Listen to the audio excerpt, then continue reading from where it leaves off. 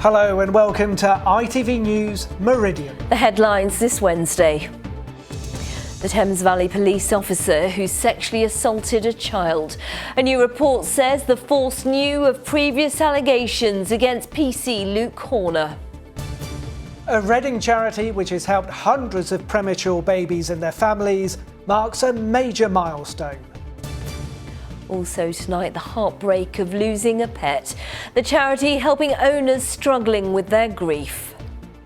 If they don't have children, their animals are their child, so when you lose it, it probably hits just as hard. I can do it with my eyes closed. My nose is nearly touching the silk sometimes. And showcasing his remarkable talent, the artist from Hampshire whose work will soon be on show at the House of Commons.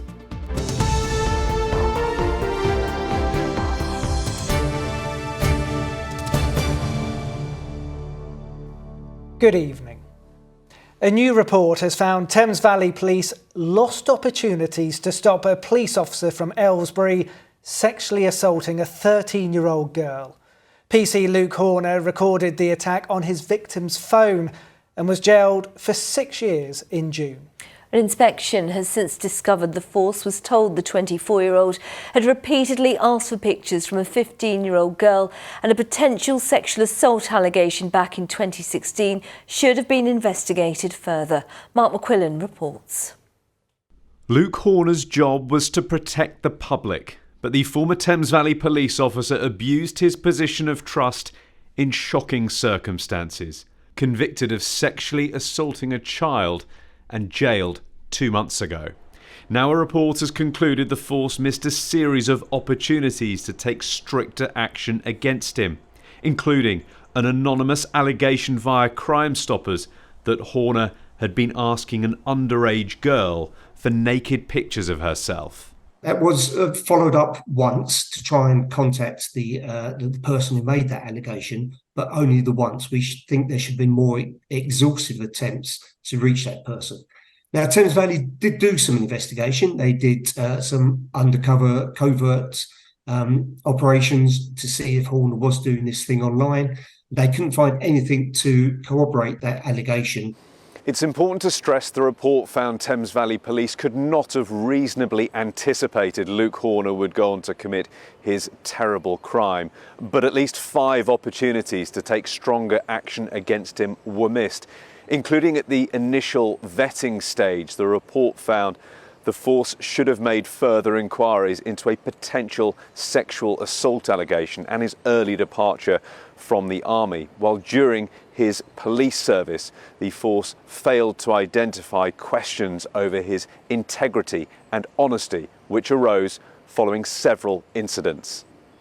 The man who commissioned the report into Thames Valley Police's handling of this case says improvements on vetting have already been made. There certainly were some very serious allegations. Some of those were investigated pretty thoroughly. This wasn't just one missed opportunity to take stricter action against Luke Horner. It was at least 5. How do you explain that? I think it's clear that this person shouldn't have been a Thames Valley police officer. Now, it's accepted in the report that the vetting process, both nationally and locally, has changed since that point. So I think many of the things that need to be brought into place are already there now. In a statement, Thames Valley Police's Deputy Chief Constable Ben Snuggs said the report highlights we could not have anticipated that Horner would end up committing such abhorrent sexual offences against a child. It also agreed that our processes were consistent with national practice at the time. We will review each of the recommendations carefully to ensure that any further changes to our processes are made. Luke Horner has been sentenced to more than 6 years in jail, while Thames Valley Police's improved vetting procedures will be further examined by experts next year. Mark McQuillan, ITV News. There are reports a man has been kidnapped in Oxford. Police are investigating an incident where a man was seen to be assaulted by another man and then placed into the back seat of a grey-coloured vehicle. It happened on Between Towns Road in the Cowley area at around 8 o'clock Sunday evening. Detectives say they believe it's an isolated incident and their main priority is to make sure the victim is safe and well. Footage of young people playing on a railway level crossing in Oxfordshire has been released. It shows two people dangerously close to a train as it passes in Wantage. Network Rail says there have been a spate of incidents involving children and young people misusing level crossings. Earlier this month, footage was released of two cyclists trespassing on a level crossing in West Berkshire. A new £2 million trial to improve flu and COVID-19 vaccines is being carried out by Oxford University. The study will measure how lymph cells respond to vaccines and will compare reactions in older and younger adults. It's hoped the findings will be used to design vaccines which will offer greater protection. Researchers are now looking for volunteers. A charity which supports premature babies at the Royal Berkshire Hospital is celebrating a major fundraising milestone. Yes, Babies and Buscot Support, or BIBS as they're known, have raised an impressive £1 million over the last 10 years. And as Mel Blaw now reports, that money has helped hundreds of babies and their families through some very difficult times. Twins Poppy and Maggie Gillis were born prematurely in 2016, having received an unequal share of blood supply in the womb. They were transferred to Buscot, the neonatal unit at the Royal Berkshire Hospital, where they remained for 25 days. Now 7 years old, the twins are happy and healthy and are enjoying being big sisters. You would never look at them and think, you were born at 31 weeks and had to fight for their life for the first 25 days. They're brilliant, loving, confident, so arty, so loving with their brother and sister. And we do still go back to the ward now and take the girls in and give them chocolate treats at Christmas and things like that, and just to kind of show to the nurses and the staff, look how amazing they are, and that's down to them.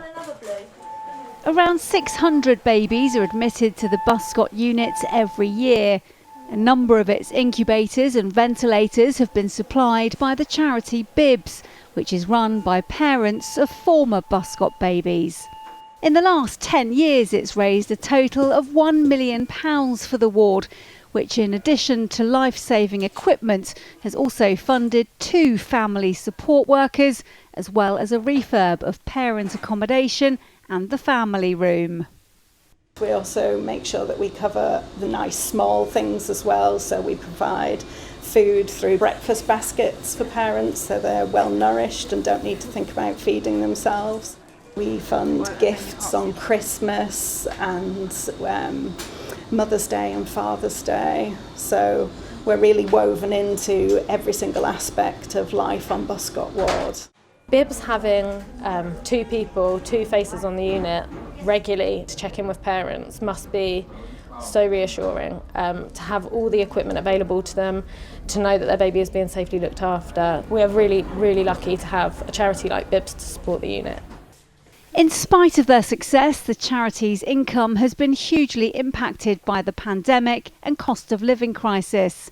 Every year since COVID, BIBS's income has been half of what it previously was.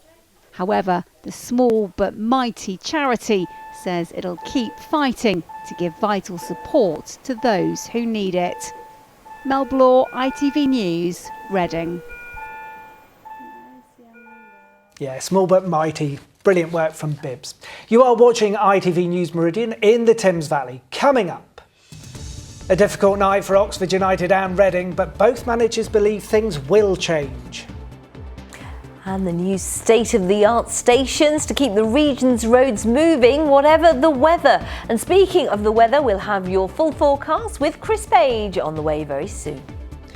And for more news, go to itv.com/Meridian. You can always give us a call, and please remember, you can follow us on social media.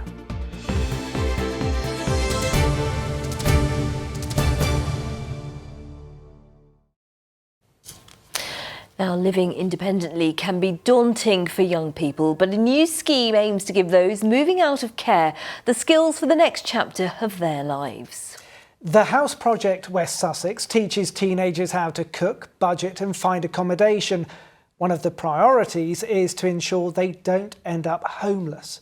Tom Savides explains. In a few months' time, these teenagers will put their new skills to the test. They're due to leave care and start living independently. Today, David and Leaf are learning how to cook. It's part of a scheme to prepare them for the adult stage of their lives. When you're actually in care, they don't really teach you any of this kind of stuff, like how to do your own washing and how to cook your own food and where to food shop, and they teach us a lot of important information that we need to know. I never thought I would be able to move on this quick, because I thought I'd be in semi-independence for most of my life, but knowing if I'm going to come here, it actually helped me benefit quite a bit. The House Project West Sussex has set up a dedicated hub in Crawley. Its main aim is to ensure that young people like 17-year-old Kate don't end up homeless after leaving care. They're encouraged to learn a variety of life skills, including growing your own vegetables. By the end of the course, they should be ready to move into their own homes. Well, it's taught me a lot. It's taught me confidence, because when I first came here, I wouldn't have spoken to you guys, I wouldn't have spoken to anyone, because I just wanted to sit there and not talk to anyone. But now I feel better. It's helped. The House Project West Sussex has been running since January. 12 care leavers are about to graduate, with a further 12 about to start. This space here in Crawley is the only site at the moment, with a further base expected to open along the south coast. The service works with people from the age of 17 up to 25. Personal advisors help them with their health and well-being, as well as the practical side of finances, housing, relationships, education and employment. Young people who are care leavers, they've been in care because they've experienced some form of trauma, and for whatever reason, they've become disconnected from their family. And that brings up a whole load of issues. With some guidance and support, these care leavers are sowing the seeds for a safe and secure future. Tom Savides, ITV News, Crawley. Well, we can speak to Hannah McCowan from the National Leaving Care Benchmarking Forum at Catch 22. Hannah, thank you for talking to us. Briefly, tell us, what does the forum do? Thanks, Sangeeta. The forum is a forum of 132 leaving care teams all across the country in England, working to improve the services and support that young people that leave care receive. And we saw a very encouraging scheme in our report there, but why are more and more young people leaving care and then facing homelessness? Yeah, it's really challenging for young people that leave care. We expect them to become independent a lot earlier than some of their peers. They often have a poorer support network, plus dealing with some of the difficulties and traumas that they've been going through. And particularly at the moment with the cost of living, that's hitting this group of young people even harder than other people. And what support? I mean, is anybody tracking them? What happens once they do become homeless? Yeah, there is a lot of work that's going on. So every young person who leaves care receives support from a personal advisor between the age of 18 and 25. And there's also we've got homelessness prevention workers.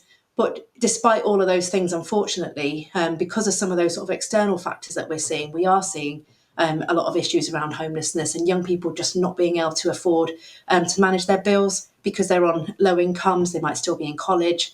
They're on low rates of universal credit if they're under 25. And it's just extremely challenging at the moment. So we are seeing some really good projects like the House Project, which is in about 20 locations around the country. We're seeing councils setting up rent guarantor schemes to get young people into private housing, but it is just a really challenging picture at the moment. And the government has told us it's spending £2 billion to tackle homelessness. Is that enough to help this specific group of people? There's certainly good projects going on, and they're funding a lot of these homelessness prevention workers. I think it's just some of the external, the lack of housing generally, and then the cost of living.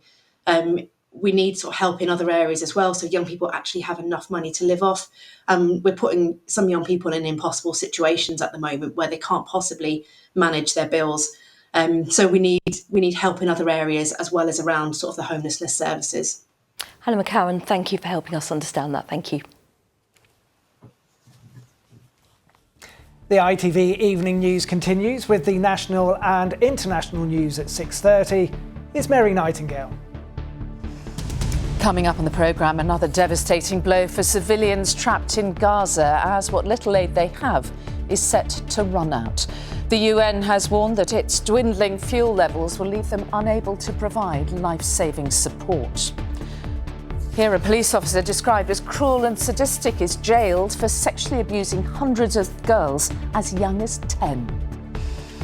Slipping through the cracks, the young carers working 50-hour weeks to support sick family members.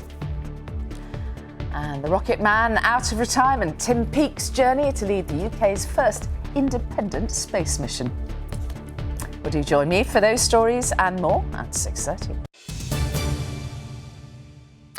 Now, whether it's torrential downpours seen in parts of our region today to much colder weather to come, National Highways, who manage the South's major roads, are gearing up for their busiest time of the year. It relies on a network of weather stations to monitor conditions, and this week it starts upgrading them with the very latest technology to help keep drivers safe. Here's Lauren Hall. From summer heat waves to winter snowstorms. Let's not forget those torrential downpours. When we see that sort of extreme weather, we also see an impact on our roads. It's why this bit of kit behind me will soon be appearing at roadsides across the country. Now, you probably wouldn't even notice it if you were driving past, but it could make all the difference to your journey. This is a weather station, which collects all sorts of data, from road surface conditions to temperature, visibility and wind speed. National Highways is investing nearly £15.5 million in this new technology so it can monitor motorways and major A roads, whatever the weather. It doesn't matter whether it's hot weather, cold weather, wet weather, windy weather. This data helps us respond and keep people safe and moving on our roads.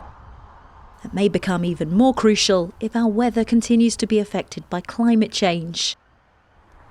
Dr. Lee Woods from the University of Portsmouth warns about the impact it could have on roads here in the south. With climate change, we are going to see more severe weather incidents, and the severity of those is going to increase. Exactly how much they're going to increase really depends on how much climate change we're going to experience. So the impact on our infrastructure will be that the lifespan of our infrastructure is going to be shortened, and or we're going to have to spend more money on maintaining our infrastructure. The company that makes the weather stations says they can be used to monitor all sorts of extreme conditions. And eventually that data could be sent straight to the vehicle we're travelling in to make our roads even safer. It is a game changer, and it's also future-proofing the National Highways network. And when you think where we're looking towards automated driving, this type of data will be absolutely critical in helping those vehicles to stay safe in the future. The new weather stations will start being installed this week. Good timing as National Highways gears up for its busiest season. Lauren Hall, ITV News. Yeah, very important Yeah, work. it's very important. Keeps us all on the go and moving and getting to work and doing all our Most business. Yeah, importantly. and Chris Page will be here soon. OK, sport time now, because Portsmouth's record-breaking run continues, even if they missed out on an 8th consecutive win last night. The draw at Cambridge means Pompey are now 4 points clear of Oxford United, who suffered a rare defeat. But as Joe Caution reports, both our sides are determined to stay in those automatic promotion places.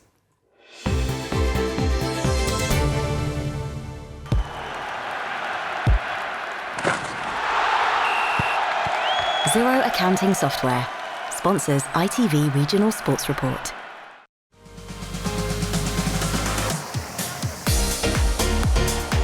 It's now 25 matches unbeaten in the league for Portsmouth, and it was very nearly even better.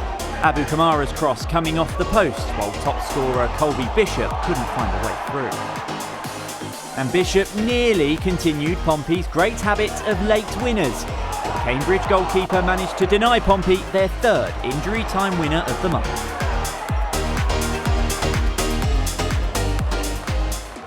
Meanwhile, Oxford United's 6-game unbeaten run came to an end here, with manager Liam Manning saying his side gave away cheap goals.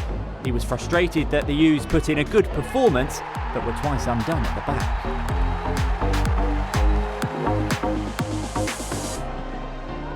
It's now 6 league matches without a win for Reading, who went behind after just 65 seconds. Young Southampton loanee Dom Ballard did poach an equaliser for the Royals, and Charlie Savage nearly added another, but saw his shots cannon off the post. Only for Fleetwood to grab a winner 2 minutes into stoppage time.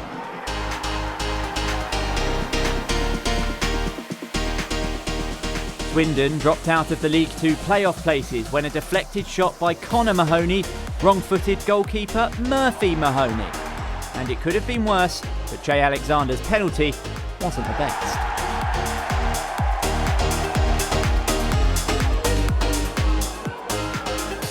It was the late show for Crawley, Walsall opening the scoring in the 89th minute when Danny Johnson was on hand to tap in a rebound. But the Sussex side refused to be beaten and equalised 4 minutes into injury time. Daniel Horsey scoring his 5th of the season to avoid a 4th defeat on the bounce.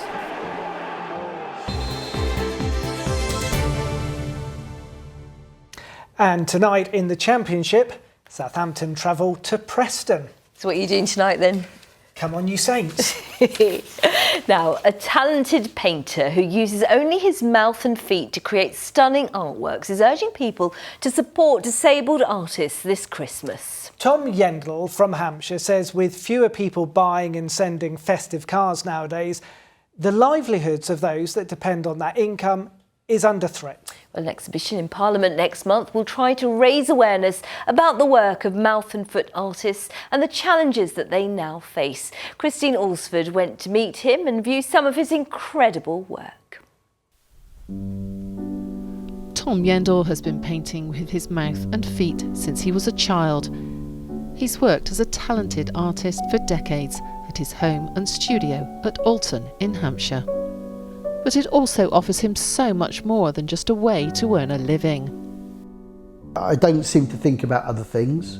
You know, I'm concentrated on what I'm doing, and it's a break from everyday life and all those horrible things that are going on in the world at the moment.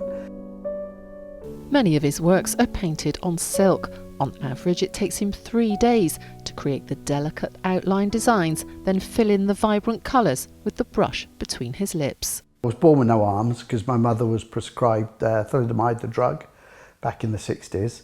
So I've always used my feet and my mouth and my chin to do everyday things.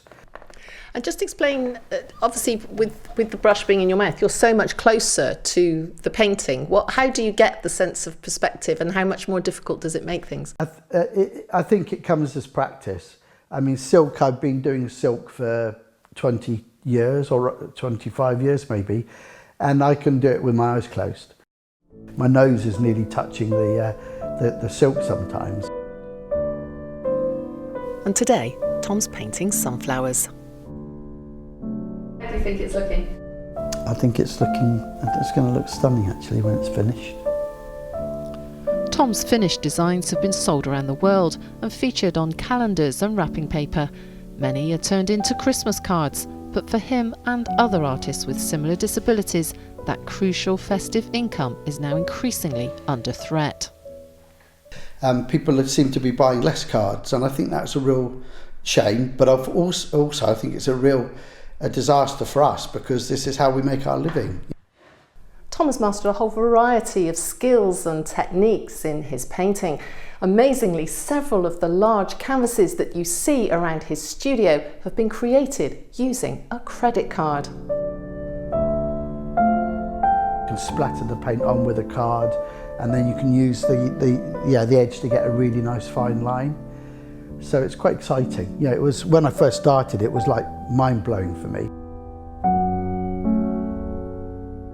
One of Tom's acrylic credit card designs, called Red Trees, will form part of an exhibition at the Houses of Parliament next month, and it's hoped the works will raise the profile of mouth and foot artists everywhere. Christine Osford, ITV News. the wonderful Tom Yendall. And those images, just amazing. So the vibrant. precision, and you can see the silk just soaking up all that paint. Wonderful. Wonderful to see. OK, let's get the latest on the weather now. And there is a warning in place. With all the details, here's Chris Page.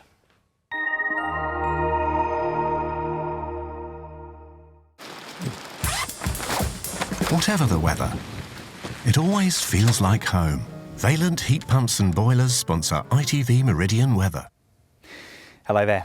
Very good evening to you after some heavy rain first thing this morning, where some places saw half a month's worth of rainfall fall throughout this morning. We've got further heavy rain in the forecast across the southern half of the region as we go into this evening and overnight. As a result, the Met Office already have a yellow weather warning in force for further heavy rainfall, and that's of course falling onto saturated ground, so it could bring some further impacts.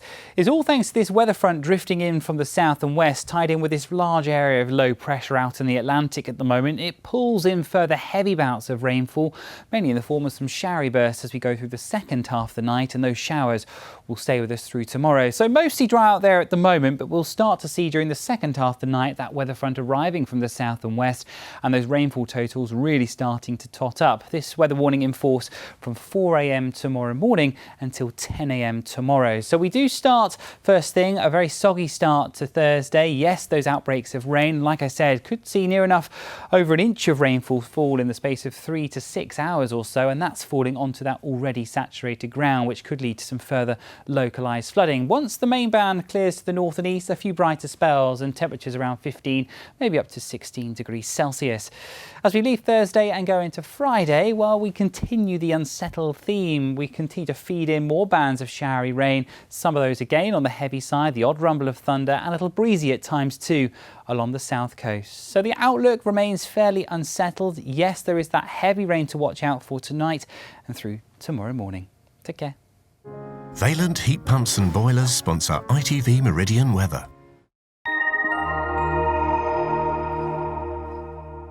Take care out there, won't you? In just a moment here, we've got the ITV Evening News with Mary Nightingale.